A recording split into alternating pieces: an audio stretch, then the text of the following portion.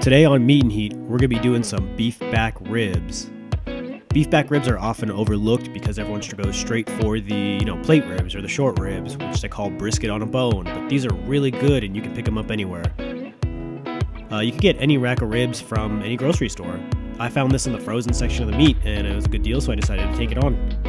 The good thing about the beef back ribs is the meat isn't on top. It's not like a short rib. The meat's in between the bones. That's where all the magic happens.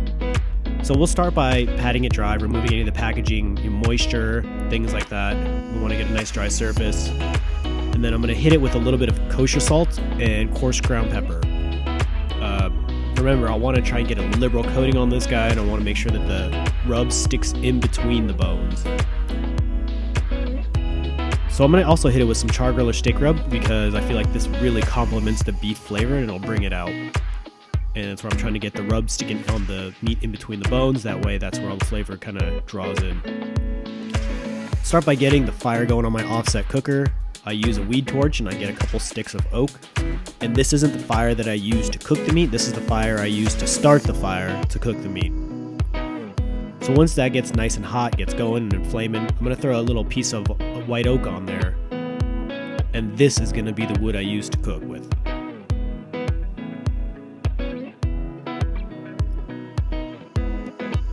Today's cook we're doing with the char-griller Smokin' Outlaw. This is a great budget offset smoker, and if you can learn to cook on this, you can learn to cook on any kind of offset smoker.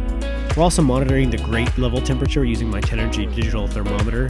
I always trust using grate level temperature versus the dome. So after a while, you're going to want to go ahead and check your fire because with a stick burner, obviously your logs burn out. And while you still have some coals, you want to throw another piece of log on there.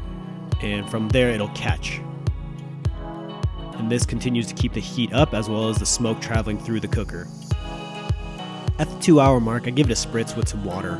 The spritz isn't to add any kind of flavor. It's more so that I can keep a moist surface of the meat. I want to keep some moisture on there and keep it from drying out. So I'll do this about every half hour till I'm done. And after about 4 hours, I notice that I'm done.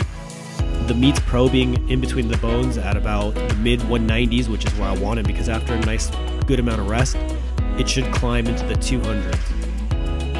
So I wrap it in foil and I let it rest for about half an hour. And as you can see, the meat's pulled back from all the bones. This is a good sign that the ribs are near done. Always check with your thermometer to make sure, but this was a good, perfect cook. So as you can see, the ribs have a beautiful smoke ring on them. That offset really does the job, and these are really tender, really flavorful. I really hope you guys give them a try. If you liked the video, please drop a like, leave a comment, and follow me on Instagram. Thanks for stopping by, everybody.